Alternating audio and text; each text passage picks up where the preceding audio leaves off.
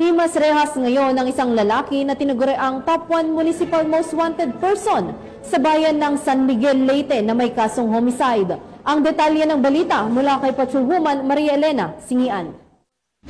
Rehas ang tinaguri ang top 1 municipal most wanted person na may kasong homicide matapos mahuli ng mga autoridad sa barangay Mawud-Pawud, San Miguel, Leyte. Naaresto ang akusado bandang alas 3:40 ng hapon ng mga tauhan ng San Miguel Municipal Police Station kasama ang Leyte Police Provincial Office Provincial Intelligence Unit sa bisa ng warrant of arrest para sa kasong homicide na may nirekomendang piyansa na 120,000 pesos para sa pansamantalang kalayaan. Dinala ang akusado sa San Miguel NPS para sa kaukulang dokumentasyon at tamang disposisyon. Patunay lamang na ang Leyte PNP ay patuloy sa pagpapatupad ng kanilang sinumpaang tungkulin kontra kriminalidad at hulihin ang mga nagkasala sa batas upang magkaroon ng maunlad na bansa tungo sa isang bagong Pilipinas.